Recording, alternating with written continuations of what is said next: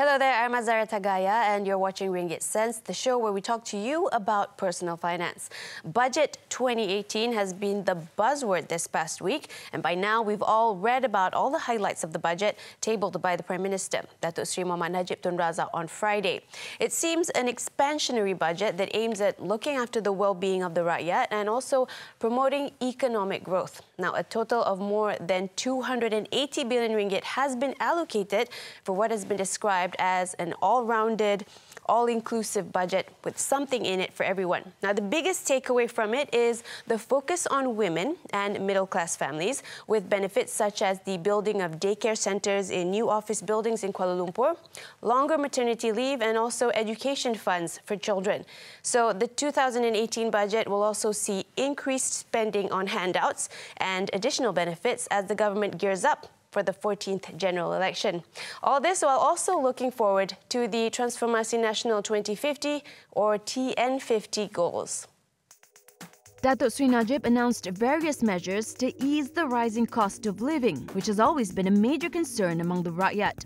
Among them, tax reduction, cash aid, abolishing tolls, and extra benefits for workers in the private and public sector. The government is allocating a total of 280.25 billion ringgit for budget 2018, with 234.25 billion for operating expenditure and 46 billion for development. The most significant increase in expenditure is for subsidies and social assistance, which fell this year by 6.5% but will rise a whopping 15% next year to 26.5 billion ringgit. The popular BRIM cash handout of up to 1,200 ringgit per recipient would stay the same in 2018. Datuk Seri Najib also announced individual income tax rates reduction of 2 percentage points for income tax band between 20,000 to 70,000 ringgit. This will benefit some 2.3 million taxpayers, especially those in the middle 40 group or mid-income range households with incomes of less than 9,000 ringgit. Pertama, banjaran pendapatan bercukai daripada RM20,001 kepada RM35,000, kadarnya diturunkan daripada 5% kepada 3%. Kedua, banjaran pendapatan bercukai daripada RM35,001 sehingga RM50,000 pula, kadarnya diturunkan daripada 10% pada 8%. Dan ketiga, banjaran pendapatan bercukai daripada RM50,001 sehingga RM70,000, kadarnya diturunkan daripada 16% kepada 14%. This latest move will increase the disposable income of the rakyat between 300 to 1,000 ringgit. Meanwhile, the government will allocate 1 billion ringgit to the Public Transport Fund under the 2018 budget to provide an efficient and safe public transportation system. Datuk Seri Najib said the allocation will be used to upgrade the country's existing public transport system, besides obtaining new assets, including buses and taxis. The Premier added the government will also upgrade the Penang and Langkawi international airports. A new airport will also be built in Muka, as well as expansion of airports in Kota Baru and Sandakan. Then, cheers erupted in the hall when the Prime Minister announced the abolishment of toll collections at 4 toll stations in 3 states, including in Selangor at the Batu Tiga and Sungai Rasau tolls.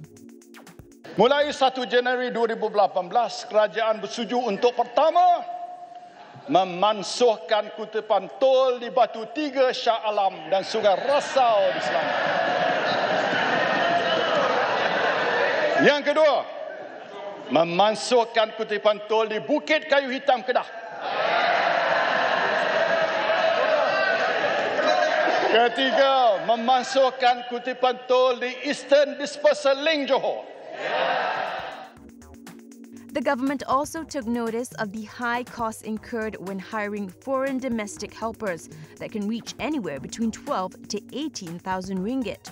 To address this, the government will review and reduce the costs in the near future and will also allow for employers to hire foreign domestic helpers without the use of agents. The registration of foreign domestic helpers and application for visas will also be simplified through digital means. Employers will now be able to apply for their foreign domestic helpers visa via online from the Immigration Department of Malaysia with the current levy and processing fee. In education, the National Higher Education Fund Corporation PTPTN loan repayment discounts will be extended until December 31st next year. Discounts between 10 to 20% will be given to those who have settled at least 50% of their debts, paid through salary deduction or direct debit. PTPTN borrowers who wish to further their studies, such as from diploma to degree programs, can combine the loans for both studies. Datuk Sri Najib said 250 million ringgit will be reserved for 500,000 contributors aged 7 to 12 in the One Malaysia Education Savings Scheme SSP1M under PTPTN. Grants worth 500 ringgit will be given to those who have made total contributions of at least 500, which can only be withdrawn when reaching 18 years old. With the tabling of the budget, 2018 has also been announced as the year to empower women. Datuk Sri Najib said the government has listed 4 measures to elevate the role of women in the country. This includes making it compulsory for government-linked companies, government-linked investment companies, and statutory bodies to ensure that at least 30% of their boards of directors are women by the end of 2018. The Premier added the government is also proposing for mandatory maternity leave to be increased in the private sector. Datuk Sri Najib added an individual tax exemption for women who opt to return to work after a period of being out of the job market, which can be claimed for the assessment years of 2018 to 2020. Now, when we come back from the break, we will be speaking to Paul Lau from the Financial Planning Association of Malaysia about how families can use the additional benefits in the budget. Stay tuned.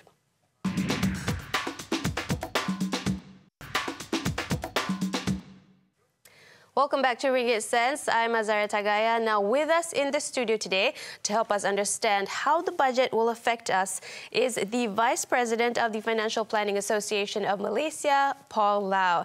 He's also the Chief Executive of Manulife Wealth Advisors. Hi, Paul. Thank you so much for joining us. That's all right. Yeah, nice to be here. Okay, so we're talking about the budget now. We know all about the highlights. We've been hearing about it since Friday. So we want to go by one, some of the key highlights. One of the things that I like to mention about is the 2% individual tax rate reduction for those earning between 20 to 70,000 ringgit. Now, this will benefit the middle class, and also the government estimates that it will increase disposable income. So as a financial planner, what would be your advice to families to actually make the most out of this? Yeah, I think it's a good gesture from the government to reduce the tax rate by 2%. If you look at the tax saving, okay, from different 20,000 to 70,000, basically they're saving about 300 for the 20,000 bracket, and 35,000 is about 600 ringgit. And for those earning 70,000 will be like 1,000. The money they save, okay, I will, from a financial planning perspective, okay, I will encourage them not to be too excited, because right now the value of the ringgit has so-called depreciated. So I think they should use it wisely. I think first thing will be they need to use that to reduce their debt, personal debt, because the Malaysia personal household debt is like over 80%.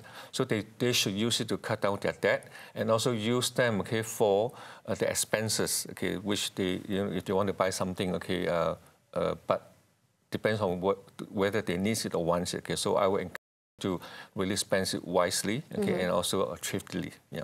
Okay, so this budget this time around has been really all-inclusive, from the younger kids to families, women, even the older generation, and even for babies who haven't been born yet, they will be receiving some form of aid from the government. Let's take a look at Adam 50, which is the Amanah Dana Anak, and also schemes for young children, like Skim Simpanan Pendidikan Malaysia. So with this, do you think it's going to help families for planning for the future, and is it enough? And what else can families do to actually save more for their children's future? Yeah, I think that is also very good because when the baby is born, I think there's Adam, which is 200, I believe 200 ringgit, right? Yeah. Yeah. So, but to save it so that when the kids grow older, at least they have a sum of money to use, later on, either for education or for retirement. But at the same time, I would like to encourage parents also contribute to Adam. So because 200 ringgit nowadays is not much. So if the parents have put in more, to save it, so that if you can plan for the kids, when they are very young and they have the habit of saving the money, so when they get older, or maybe we can make it as a retirement planning for the kids. Yeah. So you encourage families to actually save more into Adam. So how much would you recommend? How much per month or how much per year? What's the minimum amount that you would actually tell parents to save? I would say, from the planning perspective, if you can save 10% of your income and then spend the 90%, then it will be a good so-called plan. So it depends on the household income. If the person is making like 5,000, I would encourage that the parents to save at least 500 into the account, so that at least you can accumulate more. And if you start younger, the accumulation will be even more because the interest that you earn is compounding every year. Okay, so this will be primarily for the child's education. Yes. Okay, so the budget this time around also addresses the problem of housing. So the government has announced that building more affordable homes and at the same time also allowing tax breaks. So for those who are renting monthly 2,000 ringgit, can you tell us more about what these tax breaks actually mean and your advice to people who are now renting and also renting out their properties? Yeah, to my understanding, the government is actually encouraged house owners to rent out their house. For those who the rental income is 2,000 and below, then they will get a 50% tax break. So for the house owners? For the house owner. Okay. Yeah. So that will encourage developers to build more affordable housing, which the rental will be like 2,000 and below, so that it will stimulate the property market. At the same time, for the house owner, if they own a house, then they're encouraged to rent it out. So the tax saving part, they can save it maybe for other investment purpose, either in another property or save for children's education or retirement fund. Okay, so those are for the homeowners. What about people who are renting now? How should they save for the future? In order for the so-called those people who rent a house, if they want to save the money to buy a house, if the government can really encourage a scheme, we call it rent to own or lease to own, that means you can accumulate the rental, let's say after 3 or 5 years, and you can use that to make a deposit into the house. But it has to be in agreement with the house owner. And if we can do that, then at least we can encourage more and more people to save, to rent first, and then to own a house later. Okay, so the budget actually addresses a lot of the concerns by the B40 and M40 group. So do you think, with some of the key aspects that have been mentioned, for example, Adam 50 and also tax breaks, is it enough to actually address the financial problems of Malaysians these days? I think there's only a short-term gap for the population. So if you really want to address the personal debt, because our personal household debt is really 80% is one of the highest in the world. So I would encourage people to really start early to have financial planning, so that at least they are able to manage their finance and they would not spend the future money. Because right now, if you look at our present debt, as I say, it's over 80%, and credit card loan, car loan, which is tremendous. Spending money that they don't yet have. Yes. Okay. Yeah. So I think if we can, in fact, in later part, I would encourage people to really do planning. That's the saying. People they don't plan to fail, but they fail to plan. Yes. So if they plan it early, I think they can manage their finance better. Okay, hopefully. Okay, so as you mentioned, when we come back from the break, we'll be talking more about how we can actually plan for the future and how to save. More with Paul Lau. After this, we'll be taking a short break. Don't go anywhere.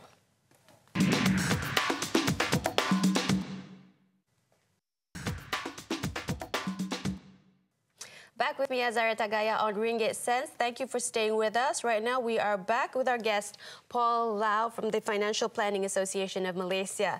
Okay, Paul, talking about Budget 2018, our post-analysis, so to speak. Before the break, we talked about how it helps children and people with tax breaks. Now we want to touch a little bit on the health sector. So there's a 50 million allocation, 50 million ringgit allocation for a voluntary health insurance scheme. And how do you think this will actually benefit the rakyat? Yeah, as we all know, the medical cost has been rising for the past few years, and I think this initiative is very good from the government, okay, or the health ministry. I think is to decrease the cost of private health. Yeah. But we have to be a little bit careful, because if this is a voluntary scheme and then it's subsidized or sponsored by the government, then we tend to attract those people who are not healthy to join their scheme. And if that happens, it will definitely drive up the insurance cost. Yeah. You know, because too many unhealthy people joining. So in order to so-called to prevent this, I think we need to rope in the younger people to join the scheme, because they're not. That's how you work in insurance. Is like you use some healthy people's money to subsidize for the old and sick people, right? Okay. So if we can rope in the younger generation or younger group, then it will help to really manage the cost down. Yeah. Also, okay, we have to really, work on something else. Okay. For example, right now, most young people, if they're employed, they do get their health insurance from their employer. So if we can work out a scheme that is cost sharing, for example, let's say the medical cost is 1,000, and if the cost can share with, between the employer and the voluntary scheme, I think that will help to manage the cost down also. Yeah. So now we want to talk a little bit about the PTPTN loan. So the Prime Minister has stressed that graduates still have to pay back their PTPTN loans, of course, because it's a loan, so they have to pay it back. But many will actually like to pay back. The government has actually given us benefits of discounts up to 20% if they pay it back in full. But the problem is many people want to pay it back, but they don't actually have the funds to pay it back in time. So what would be your advice to these young, fresh graduates?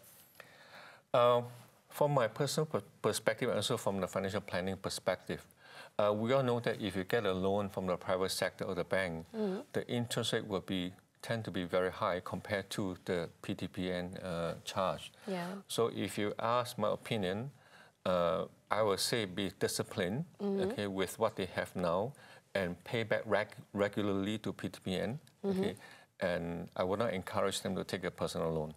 Okay, so that would be your advice to fresh graduates. Yeah. Okay, so staying on the topic of advice, what would be your advice to young families? The B40, M40 group, people are benefiting largely from the budget this time around. How do they make sure they get the most out of their money or their savings this time around with the budget? I think overall they do have some tax saving from the budget 2018, but I would encourage them to start a financial planning now, so that even though this is a short-term gap, okay, for them to really beef up their financial situation. But in the long haul, I think every family needs a financial plan for themselves, okay, because if they are young, young family, they need to plan for education, and they need to plan for retirement. And from statistics, okay, not too many people afford to retire at age 60. So I think they need to, besides EPF, they need to have a supplementary plan so that they can have a comfortable or affordable retirement life, okay, when they officially retire. Okay, so the budget this time around actually tries to be fiscally responsible, and it expects next year's deficit to go down by 0.2% to 2.8%. So what are the personal finance lessons that we can actually learn from this? I think this is probably the highlight of the budget to me. And because the government has to so-called put in effort to reduce the deficit by 0.2%, and in order to achieve the surplus in the budget for next year, cash flow management is very important. Without that planning, or cash flow management, I don't think we're able to achieve the reduction of 0.2%. So I would say, okay, moving forward, I mean for next year and in the future, we need to look at how to reduce the debt reduction. And for those like lower income people, okay, if they really have credit card problem, they need to refer to AKPA, right? Yeah, so that they can able to help them to reduce the debt. And also they need to manage the expenditure, what they need and what they want. It's very important. So if they focus on the needs, I think we are able to achieve the reduction of 0.2%. And as I say, okay, they need to manage the cash flow very in a disciplinary way, so that they are able to achieve, we are as a country that we are able to achieve the reduction. Okay. So before we actually end the discussion, on a final note, as a financial planner, from a financial planning perspective, what was your favorite takeaway from this year's budget? Were any of the financial planning wish lists actually fulfilled? And your last piece of advice to our viewers? In the budget, okay, I think I like some of the things that the deficit reduction 0.2%, which is very good, I think, overall for the country. And also mother back to workforce, which we have more talent, okay, to contribute to the country. Some of the things which I wish that the government can do a little bit more is on the like 20,000 tax bracket, the poor people, and also like if they can give like 1,000 at least, because right now 20,000, 35,000, the tax savings is only 300 ringgit. And 35,000 to 50,000 is like 600 ringgit, which is not much. So if I have my wish, okay, that if the government can keep a little bit more, like 1,000, I think that would be good. And also to really, because they're poor and rich, okay, the gap is still there. And I think the much talk about the inheritance tax or the estate tax is not being implemented.